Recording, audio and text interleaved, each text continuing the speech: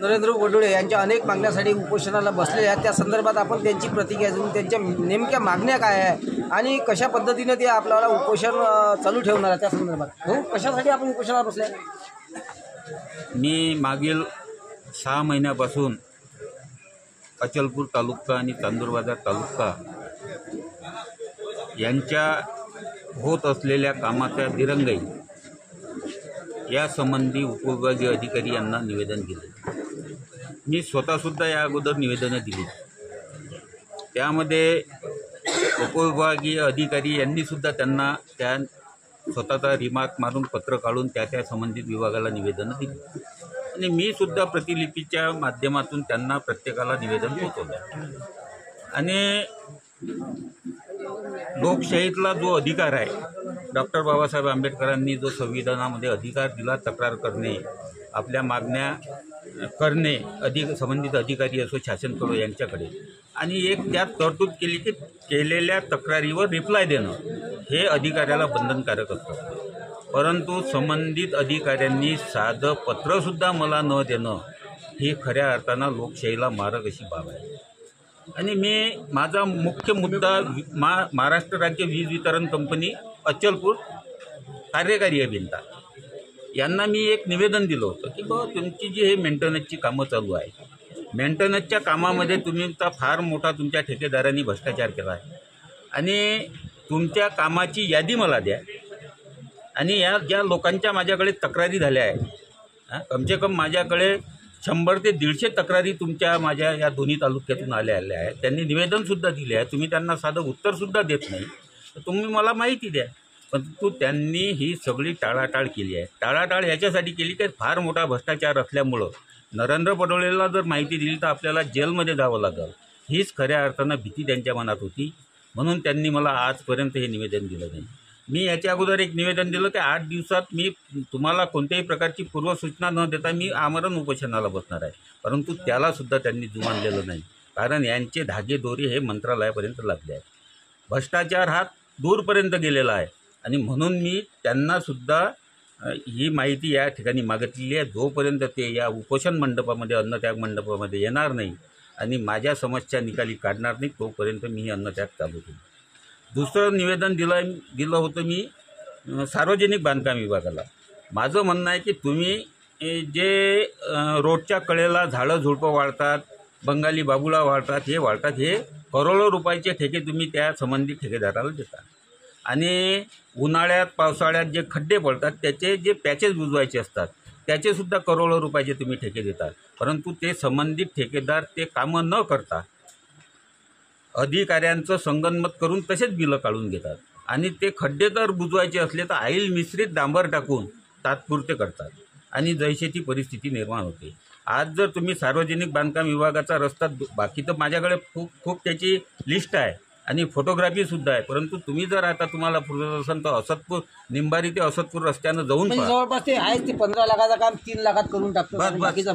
बस हे अशी सगळी व्यवस्था आहे.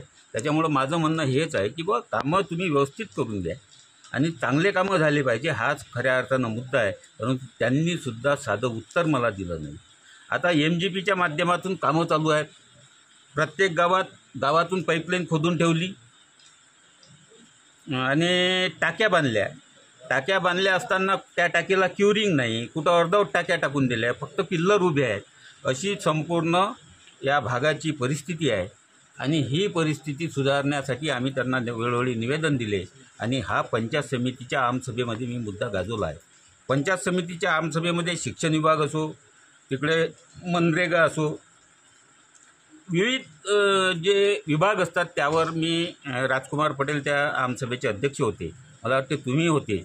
आणि त्या मीटिंगमध्ये जे मी मुद्दे उपस्थित केले त्यांनी मला सांगितलं होतं की 8 दिवसात यावर चौकशा समित्या नेमून दोषीवर आम्ही कार्यवाही करू. परंतु त्यांनी ते केलं नाही, आजपर्यंतही केलं नाही. म्हणून हे आज अन्नत्याग करण्याची पाळी माझ्यावर आली आहे आणि हे अन्नत्याग आंदोलन मी 2 दिवस अन्नत्याग करणार आहे. त्यानंतर पाणीसुद्धा मी पिणार नाही आणि त्यानंतर पुढील आंदोलनाची रूपरेषा माझे शिवसेनेची मंडळी, माझे गावकरी आणि माझे कृषी विभागाच्या संदर्भात शेतकऱ्यांचे जे प्रश्न आहेत त्या संदर्भात काय आहे? कृषी विभागाच्या बाबतीत जर आपण पाहिलं तर त्यांचे प्रत्येक तालुक्यातील हर एक गावात ठरलेले लोक आहेत त्या लोकांना ते मेसेज पाठवतात, त्या लोकांच्या माध्यमातून ते कामं करून घेतात. करोडो रुपयाची औषध येते अचलपूर चांदूरबाजार तालुक्यात.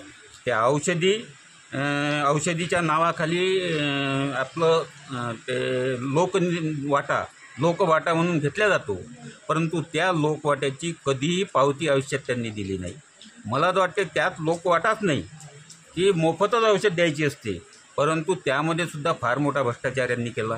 यांचे कृषी सेवक गावामध्ये येत नाहीत, कोणत्याच खेड्या गावात ते येत नाहीत. प्रात्यक्षिका घेतो म्हणतात, प्रात्यक्षिकाच्या नावाखाली करोडो रुपये लागतात. अशा अनेक समस्या कृषी विभागाच्या आहेत. कृषी विभागाच्या मार्फत जेवढ्या काही योजना राबवल्या जातात त्या सर्व बोगस स्वरूपाच्या राबवल्या गेल्या. त्यांचे जे अधिकारी आहेत, जे गाव पातळीवर फिरतात, त्यांची जर डायरी तुम्ही तपासली तर सगळ्या बोगस डायऱ्या त्यांच्या आहेत. करोडो रुपये भत्त्याखाली शासनाचे लुटतात. असा सगळा हा इतंभूत सगळ्याच विभागाचा इतिहास आहे आणि कारोबार आहे. त्या कारोबाराला खऱ्या अर्थानं आळा बसला पाहिजे, हीच आमची शासनाला विनंती आहे. त्यासाठीच मी हे अन्नत्याग आंदोलन करीत आहे. अचलपूर तहसीलचे तलाठी हे घरून काम करतात असं त्या निवेदनामध्ये म्हटलेलं आहे. त्या संदर्भात आपण काय सांगाल? आपण पाहतो की तहसीलचे तलाठी असो, ग्रामपंचायतीचे सचिव असो, ग्रामविस्तार अधिकारी असो वा कृषी सेवक असो, खऱ्या अर्थानं यांना जो त्यांना हेडक्वार्टर दिला आहे त्या हेडक्वार्टरला यांनी राहणं जरुरीचं असतं. परंतु हे लोक राहत नाही. बरं, राहत नाही हेही आमचं म्हणणं नाही, परंतु तुम्हाला जे दिवस नेमून दिले आहे त्या दिवसावर तरी तुम्ही नेमकं हजर राहिलं पाहिजे.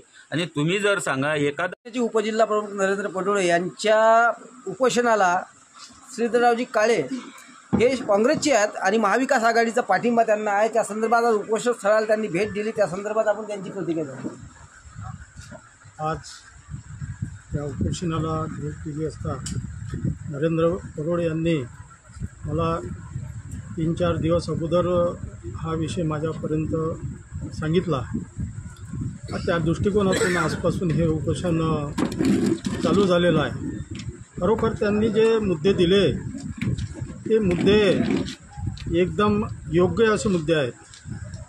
त्या मुद्द्याला मी सहमत आहो आणि ते मुद्दे जोपर्यंत सॉल्व्ह होत नाही तोपर्यंत जो शासनाचा निधी आहे तो शासनाचा निधी तो व्यर्थच जात आहे असं माझं मत आहे.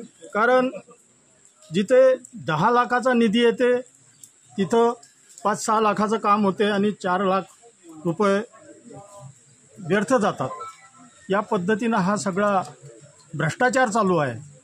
आणि विविध ज्या विभाग असतील, सार्वजनिक विभाग असेल, MSEB असेल, जे काही विभाग असतील त्या विभागामार्फत जे कामं होते ते निकृष्ट दर्जाचे कामं होतात आणि त्यात अधिकारी, कर्मचारी, ठेकेदार यांची सगळी मिलीभगत आहे. आणि त्याला वरचे अधिकारी तिकडे हे असतील, राजकारणी लोक असतील, यांचासुद्धा त्या यंत्रणेला पाठिंबा आहे असं माझं म्हणणं आहे.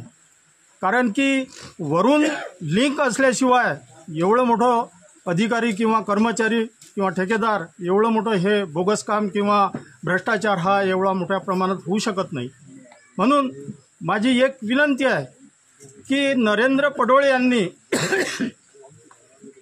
जसं मराठवाड्यात जरांगे पाटलाचं आंदोलन आरक्षणासाठी चालू आहे असंच आंदोलन नरेंद्रभाऊ पडोळे यांनी या जे शासकीय कामं आहेत आणि जो काही भ्रष्टाचार होतो, जो काही लोकांना त्रास होतो आणि जे कामं झालेले एका वर्षात खराब होतात, या दृष्टिकोनातून त्यांनी जो हे इथे जे उपोषण मांडलं त्या उपोषणाला माझा पुरेपूर पाठिंबा आहे. आणि हे आंदोलन जोपर्यंत या आंदोलनाला न्याय मिळत नाही तोपर्यंत नरेंद्रभाऊ पडोळे यांनी चालू ठेवावं.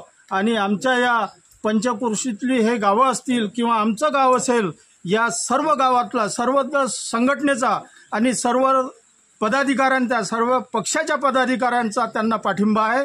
आणि माझाही जिल्हा काँग्रेस कमिटीचा महासचिव म्हणून माझासुद्धा त्यांना पाठिंबा आहे आणि हे याला पूर्ण न्याय भेटत नाही तोपर्यंत असंच आंदोलन चालू राहील. आमचा पूर्ण सपोर्ट आहे. जे जे त्यांना ताकद लागेल ते आम्ही त्यांना द्यायला तयार आहोत. मला आज उपोषणाला बसलेल्या पूर्ण गावकरी सोबत नरेंद्र भाऊ सोबत त्यांना समर्थनाचे बसले. नरेंद्र भाऊ पडोळे यांनी घेतलेला निर्णय हे योग्य वाटते मला, कारण प्रशासनाने प्रत्येक ठिकाणी एकदमच भ्रष्टाचाराची भूमिका घेतलेली आहे. जे जे मुद्दे घेतले नरेंद्र भाऊने हे शेतकऱ्यांबद्दल, सार्वजनिक लोकांबद्दल घेतलेले आहेत. कारण हा त्यांचा घरचा मुद्दा नसून हा सगळ्यांचा, सर्व गावकऱ्यांचा आणि सर्व तालुक्यांचा मुद्दा आहे. कारण प्रत्येक ठिकाणी हा भ्रष्टाचार होत आहे. भ्रष्टाचारी कामं होत आहे. सार्वजनिक बांधकाम म्हणा, MSCB म्हणा, आम्हाला वायरमन दिसत नाही कधी कधी, आम्ही त्याला पाहायला फिरतो. हे जे मुद्दे आहेत शेतकऱ्यांसाठी, वायरमन हा अति महत्त्वाचा मुद्दा आहे. कारण जर शेतकऱ्याची वीजच बंद असली तर शेतकऱ्यांना त्याला कसं सपोर्ट करावं, हे मुद्दे घेतले. हे नरेंद्र भाऊने चांगले घेतले. याबद्दल ग्रामपंचायतच्या वतीनं आणि सर्व ग्रामपंचायतच्या सहकार्य सदस्याच्या वतीनं आमचा त्यांना सपोर्ट आहे. आम्ही त्यांच्यासोबत आहोत. त्यांना शासनानं जर त्याची दखल घेतली नाही तर आम्ही शासनाच्या विरोधात त्यांच्यासोबत अधिक पुन्हा आंदोलन करू, अशी आमची अपेक्षा आहे. आपण गावकऱ्यांची प्रतिक्रिया जाणून घेतली आहे आणि नरेंद्र भाऊ पडोळे यांच्या उपोषणाला संपूर्ण गावकऱ्याचा आणि पंचकोशीतील लोकांचा सहभाग त्यांना दिलेला आहे. आणि अशा संदर्भात जे भ्रष्टाचार चालू आहे आणि अचलपूर तांदूळबाजार तालुक्यामध्ये मोठ्या प्रमाणात भ्रष्टाचार होत आहे आणि शेतकऱ्यांचे प्रश्न म्हणो अथवा जिल्हा परिषदचा असो या तहसीलचा असो या बांधकाम विभागाचे, तो बांधकाम विभागाचे आपण पाहिलेलं आहे. मोठमोठे रोड काम होत आहे, मात्र त्या एका महिन्यातच त्या रोडला तडे जात आहे आणि असा भ्रष्टाचार मोठ्या प्रमाणात होत आहे. आणि MSCBचा वीज वितरण कार्यालयाचा भोंगळ कारभार, त्या संदर्भात त्यांनी प्रश्न मांडलेले आहेत आणि त्या संदर्भात त्यांनी अन्नत्याग आंदोलनाचा पवित्रा घेतलेला आहे. आता या अन्नत्याग आंदोलन किती दिवस चालते आणि वरिष्ठ अधिकाऱ्यांनी त्याची दखल घेऊन त्यांच्या उपोषणाला जे त्यांची समजूत काढून ते उपोषण मागे कशा पद्धतीने घेणार आहे आणि त्यासाठी आपण त्यांची ज्या मागण्या आहेत त्या मागण्या पूर्ण नाही झाल्या तर या आंदोलनाचा पवित्रा मोठ्या प्रमाणात अजूनही वाढणार आहे, असं आक्रमक भूमिका नरेंद्र भाऊ पडोळे यांनी घेतलेली आहे. बघूया सारा समाजाचा पुढील आढावा.